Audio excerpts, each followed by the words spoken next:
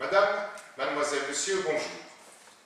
Dans ma précédente vidéo, où j'ai rêvé que je disais tout ce que j'avais sur le cœur à François Hollande, je m'étais engagé, devant vous qui l'avez visionné, à contacter les responsables des armées, de la gendarmerie, de la police et de la justice.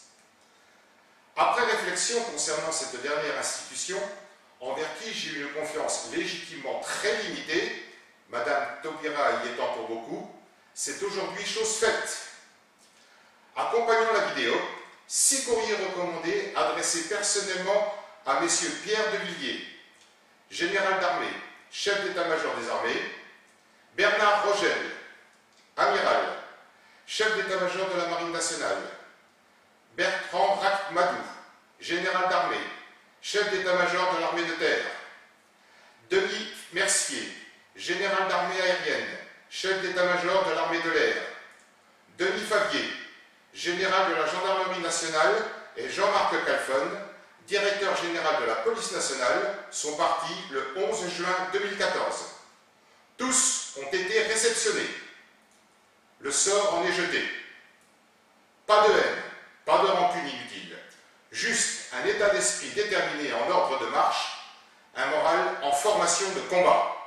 Certes, de la colère maîtrisée, en aucun cas du renoncement, devant les déclarations de Manuel Valls, les musulmans sont une chance pour la France. Et Jack Lang, Paris est une sorte de capitale arabe ou orientale. Tous les responsables qui ont eu la gestion de la France en charge et qui la livrent, la brade à l'étranger, devront rendre des comptes. Si, depuis le 25 décembre 496, donc depuis plus de 1500 ans, la France est la fille aînée de l'Église, elle ne sera en aucun cas l'enfant illégitime de l'islam. Voilà des jours que le territoire national est le théâtre de règlements de compte entre Palestiniens et Juifs, que des manifestations pourtant interdites se déroulent quasi journellement, que des innocents tombent sous les coups des futurs protégés de Madame Taubira, celle-là même qui, n'en connaissant pas les paroles, a qualifié la Marseillaise de karaoké d'estrade. Les forces de l'ordre sont pieds et poings liés. Elles sont journellement la cible de graines d'assassins. Intolérable. Qui veut la paix, prépare la guerre. Quand le peuple est en danger, par la faute de la lâcheté et de la corruption politique, il est de son devoir sacré de réagir. 3 cas de figure sont désormais possibles pour la France. Premier cas, la situation conflictuelle actuelle continue de s'enliser, paralysée par des lois scélérates, engourdie par des promesses mensongères, leurrée par des médias aux ordres, ruinée par les escroqueries et les détournements de fonds, les Français de souche, désenchantés, ne sachant quoi et comment faire, se réveillent un matin avec un imam à l'Élysée et derrière tout ça, Al-Qaïda. C'est trop tard. Deuxième cas tout aussi dramatique. Là encore, sous les ordres d'Al-Qaïda, la rue s'ensanglante, des échauffourées éclatent, confrontations ethniques pouvant dégénérer en guerre civile, voire guerre de religion. Le mouvement pour le renouveau d'une république démocratique et citoyenne fera tout pour ne pas en arriver à cette extrémité. Mais il est à craindre qu'il ne soit pas possible d'éviter d'en passer par là. Troisième cas, celui qui peut tout rétablir, tout sauver. Au vu de l'article 35 de l'historique et imprescriptible deuxième déclaration des droits de l'homme et du citoyen du 24 juin 1793, quand le gouvernement viole les droits du peuple, l'insurrection est, pour le peuple et pour chaque portion du peuple, le plus sacré des droits et le plus indispensable des devoirs. Et au vu du résultat des derniers suffrages, le courant de pensée de la majorité des citoyens n'étant toujours pas représenté, face à la menace chaque jour grandissante, face aux agressions quotidiennes allant crescendo, son rôle majeur étant de protéger la population, de défendre et assurer l'intégrité du territoire, le mouvement pour le renouveau d'une république démocratique et citoyenne étant disposé à assumer la responsabilité politique décisionnaire nécessaire, sachant qu'une fin de non-recevoir de sa part équivaudrait à une non-assistance à personne en danger, tout un peuple, tombant alors sous le coup de l'article 223-6 du Code pénal, le mouvement pour le renouveau d'une république démocratique et citoyenne, disais-je, appelle officiellement l'armée, appuyée par la gendarmerie et la police nationale, à déposer l'ensemble de l'exécutif avec assignation en résidence, y compris M. Hollande, et assurer l'intérim jusqu'à l'organisation de nouvelles élections présidentielles et législatives.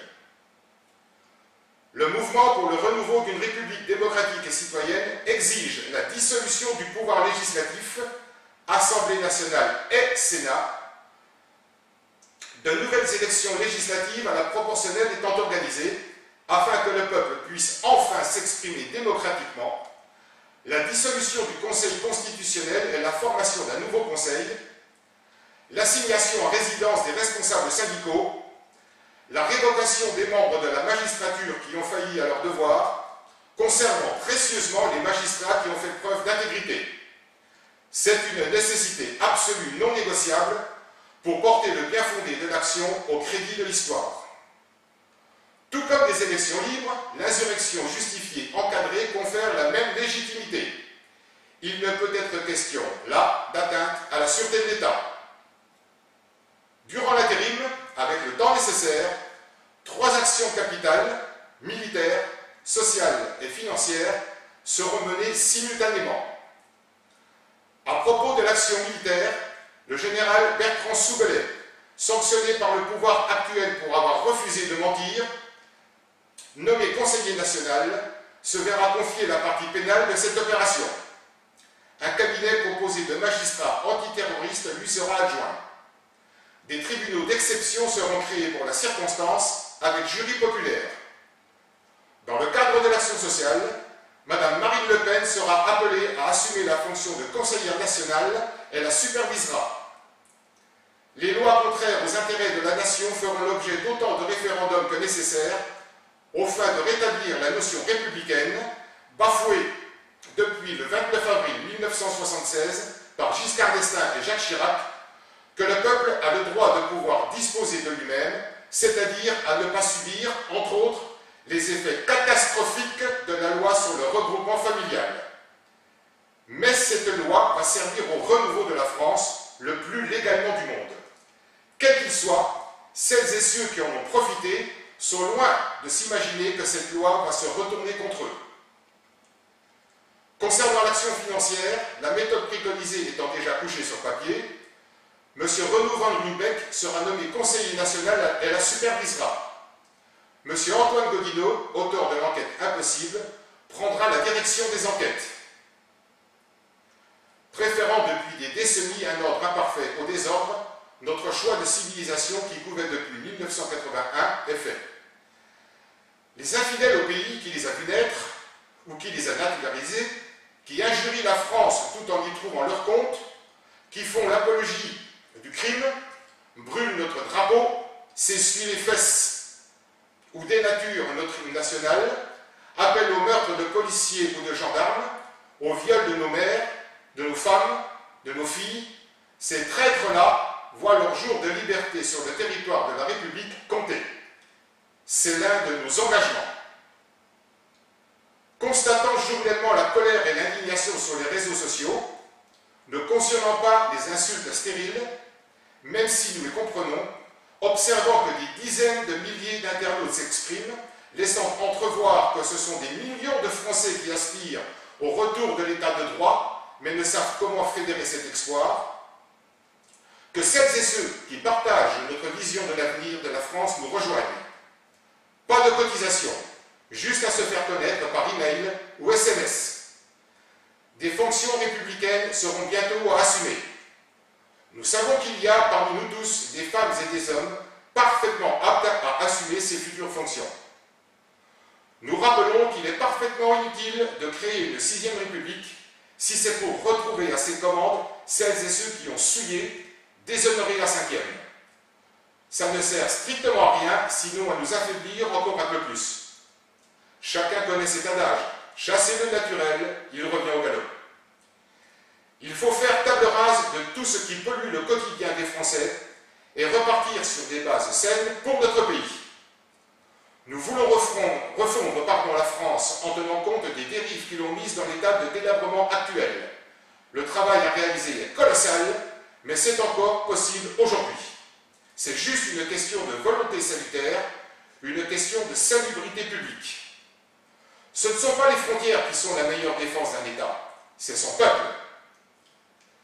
Existant depuis bientôt 10 ans, le mouvement pour le renouveau d'une république démocratique et citoyenne devient le déclencheur de la reprise en main de notre destinée. Les événements commandants, après avoir pris certaines précautions quant à notre décision de diffuser cette vidéo, je mets personnellement le solde de ma vie au service de mon pays. Beaucoup étant dans la même situation que nous, ce ne sont pas les pays amis et alliés qui nous contrediront. Contrairement à Mme Taubira, un vrai Français connaît les paroles de la Marseillaise. Le jour de gloire est arrivé,